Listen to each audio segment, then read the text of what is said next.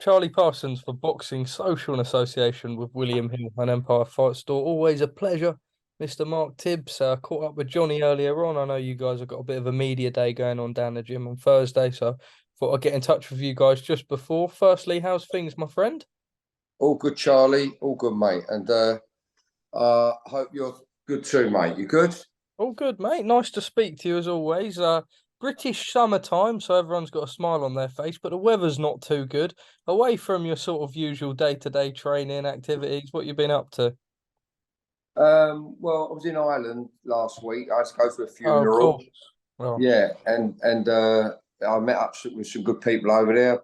Packy Collins. It was nice to see him, and we visited his gym. I had Joel Bartell over there, who's he's only 2-0 at the minute. He's a middleweight. He's one to look out for. He's fighting the day before Johnny Fisher at the York Hall, funnily enough, on the Boxing Social event. So he's a good promising, hard punching middleweight. Look out for him. Joel Bartell, the beast, they call him. we're going to go into that, and especially that as it's on our show. I suppose just straight in on the Johnny front. It's his first fight up at 10 rounds. He takes on Harry Armstrong. His last fight, I was speaking to Adam Morley, who's his manager, sort of in Sheffield, and that southpaw was meant to be tougher than everyone thought. Sometimes you're just going to blitz them out of there. It's going to be frustrating for Johnny as well. He's going to put himself through hard training camps. He wants to do the rounds. But Harry Armstrong this time a step up. Yeah, he's a step up. He knows how to box, and I said before to one of you guys, I've been around the gyms and all the heavyweights, all the top domestic heavyweights, and using is not using, but he's been around the gyms, and we've seen him on our journeys. And I've took I've had a little look at him myself, and yeah, he's a good boxer. He's actually a good boxer. Yeah, he's a good heavyweight boxer. Mark, let me pick up on that. I was speaking to Johnny earlier, and he said that he doesn't watch any tape and he leaves all of that to you. That sort of goes in with what you just said to me there. We know that he's 6'6". He's not a massive puncher, but like you say, can box very well. Almost what Johnny needs. He needs to sort of look like he can box and go a couple of rounds. Maybe if the stoppage comes, then brilliant. But for your first title on such a big card, you feel like this is definitely the right opponent. Oh, it's I think SJM have done a great job in putting this together.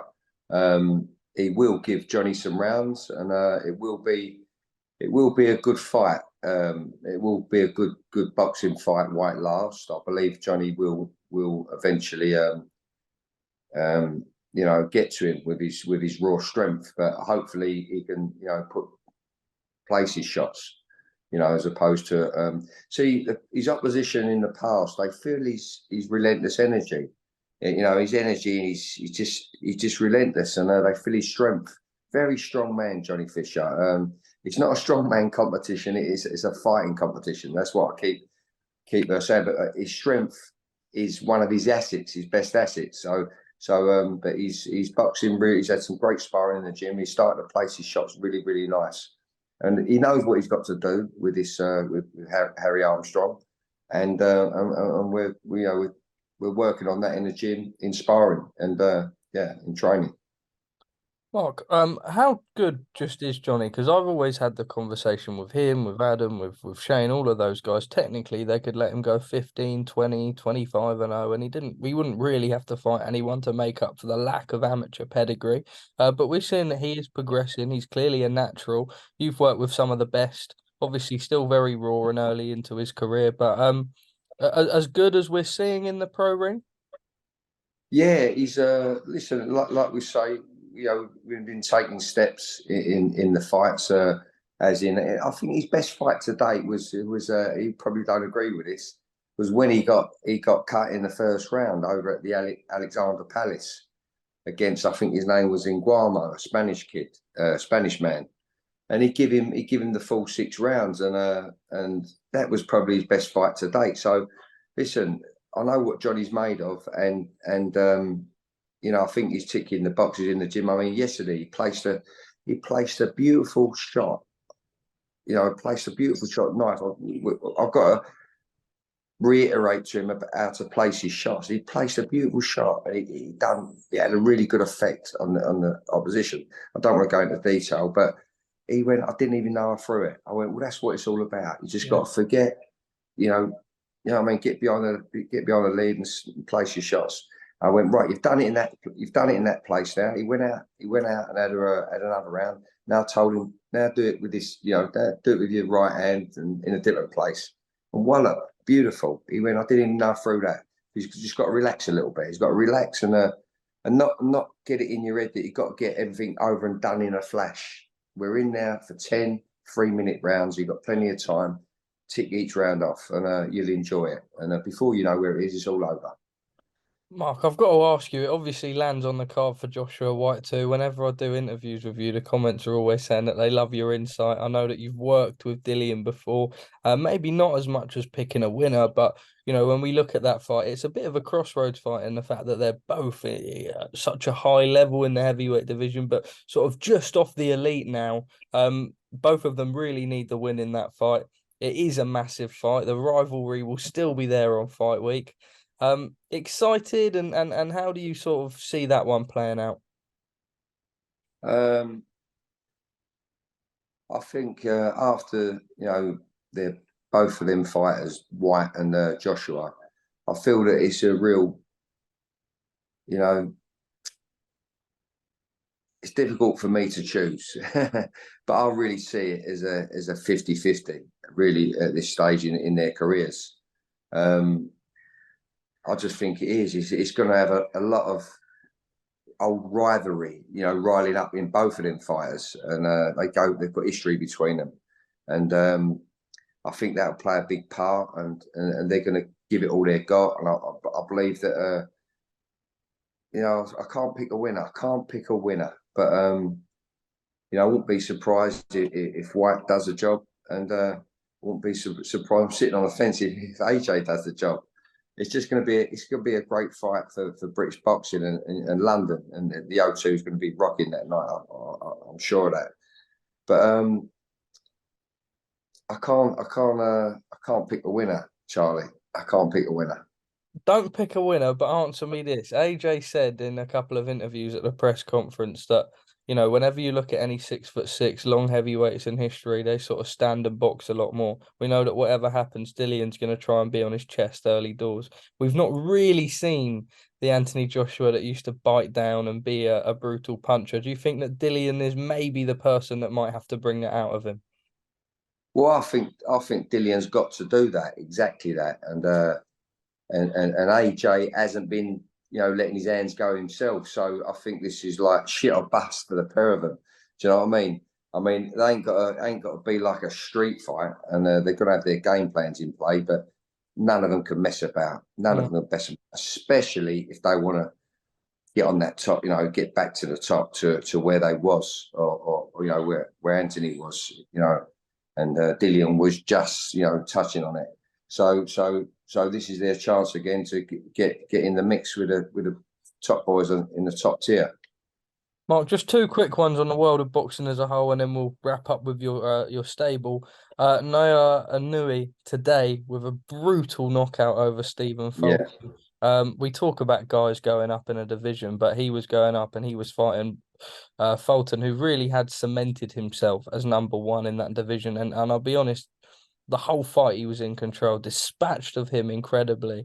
I know it's in Japanese shores and only us real boxing fans will be able to see him, but just how special is he?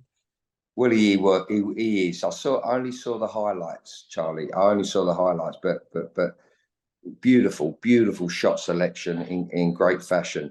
No, it was a bit special, but I only saw the highlights, Charlie. Yeah. All right, mate. Maxi Hughes at the weekend. I heard it was a robbery, but still I ain't seen that either. I ain't seen it. You're focusing on your own.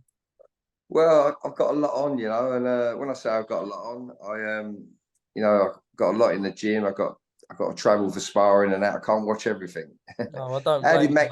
How did Maxi go? Was it on points? Yeah. Yeah, A lot of yeah. people thought he won it, and then there was one scorecard that was 117, 111 the other way. You know, typical boxing.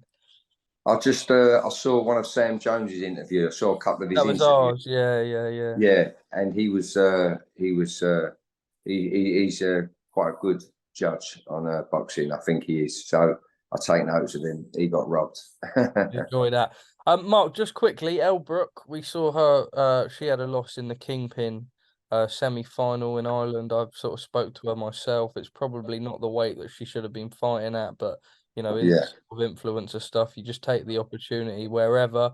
A little bit of time off now for her, and then maybe come down to a weight that's more suited for her. Because she definitely can fight, can't she? Yeah, she's like a little Jack Russell, a little Jack Russell at her own weight, 56 kilos. Her first fight was. This was at maximum was 63 kilos, so it was a little bit big for her. But she